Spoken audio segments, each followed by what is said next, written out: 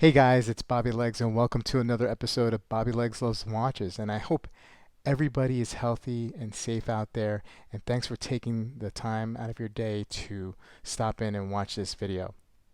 You know, back in 2018 in Basel World, when Tudor came out with the Black Bay 58, I knew I had to have this watch. I also knew that I was going to have to wait for it. And I did. I finally got it about 6 months ago, and I was immediately smitten.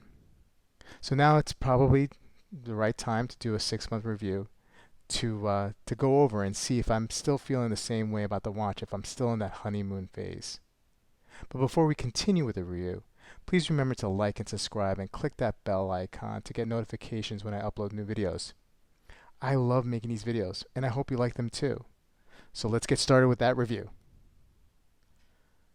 Let's go over some specs here before I get into my review and thoughts of the Black Bay 58. I'm not going to get too heavy into the specs. For that, you can reference my previous video a few months back on the watch. But we have a 39 millimeter case diameter, 48 approximate millimeter lug to lug, 20 millimeter lug width, case thickness of around 12 millimeters. I think it actually is 11.9 millimeters. While we're here, as you can see, high polished case on the sides, brushed on the top of the lugs, brushed in satiny, very satiny feeling and looking bracelet. Starts off at 20 millimeters and goes down to 16 for a great and comfortable fit. It is powered by the in-house MT5402 movement, which is cost certified. Approximately 70 hours power reserve. Gilt around the hour hands, the hour hand and minute hand and second hand, and gilt around the hour indices. Gilt applied. The clasp is fantastic. You got these little ceramic I guess ball bearings or whatever you want to call it. I'm not sure what you call it there. And when you close it, you get that nice little snap to it. Very satisfying. Micro adjusts as one would expect. Fold over on the clasp, and it's very thin and nicely ordained with the Tudor name there and the Tudor shield. Case back is fairly plain, as no surprise there. I mean, taking its cues from its older sibling Rolex, and just a really solid watch. Feels really great on wrist. I have a 6 3/4 inch wrist, so this 39 millimeter case diameter, the 48 millimeter lug to lug is a real sweet spot for me. I can wear divers up to 42 millimeters. My Panerai, I believe, is close to 44 millimeters, and that watch, it looks big on me, but I feel like I could pass it. I feel like I could wear it, and it doesn't look ridiculous. But this watch just fits so perfectly on me. I almost forget that I have it on. Anyway, now I'm starting to bleed into the review and give you my opinion. So let's transition into that, shall we?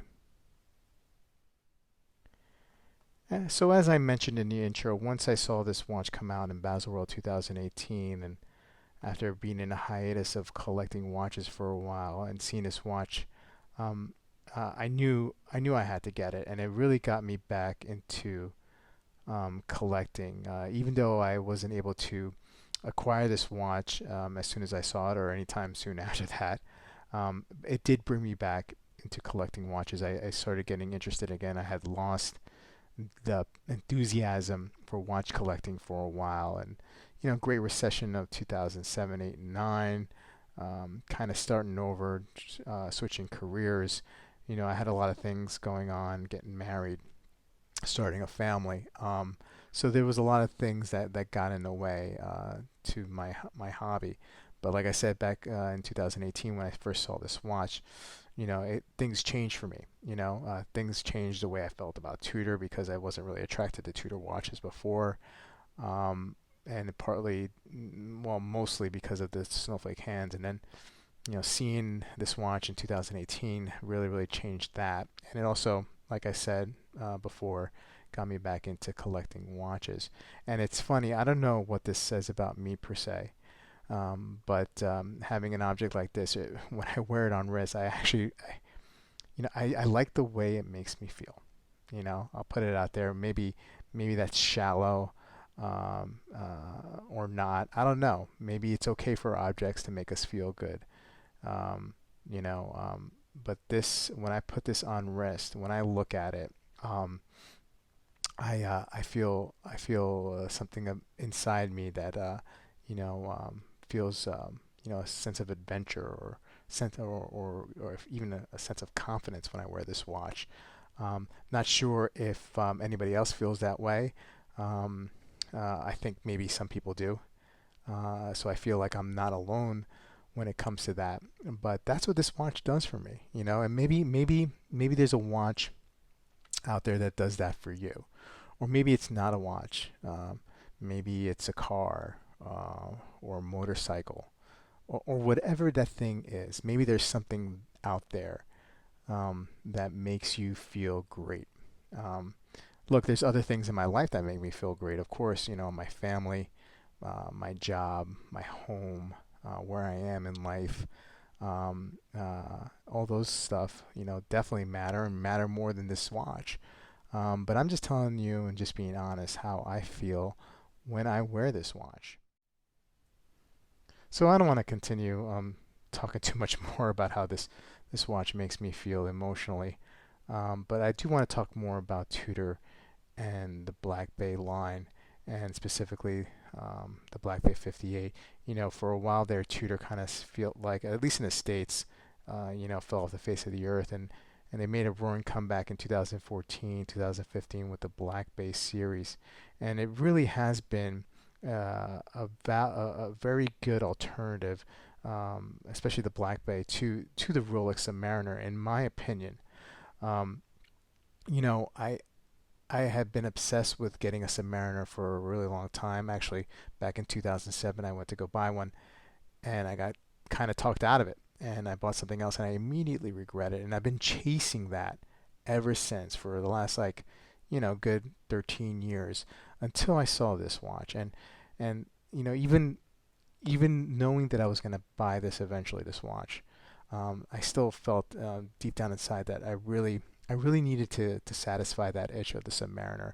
And once I got this watch, that itch for that Submariner went away. Like I felt like a sense of freedom, in a sense that now I don't have to get hung up necessarily on getting that Submariner. I still want a Rolex one day, but I don't have. It doesn't have to be the Submariner now. This dive watch. This could be the last dive watch I ever buy. It could be the only dive watch that I'll ever will wear. It is that easy. This is my go-to watch. Other than that G-Shock that I have when I do things around the house, this is my go-to watch. Um, and um, and I still feel the same way about it 6 months later as I did since the first day I laid eyes on it. So, guys, tell me what you think about this. If you have one, do you feel the same way as I do? Um, if you don't have one, um, do you think this is a viable alternative to the Rolex Submariner? I mean, it'll save you a bunch of money. I mean, I've held the Submariner in my hands, and it's exquisite. Um, but could this fill that void? Anyway, guys, thanks for stopping in. Like I said in the beginning of the video, I hope you guys are all happy and healthy and safe, and continue to be so. Whatever is going on in the world today, this too shall pass. And I look forward to seeing you guys in the next video.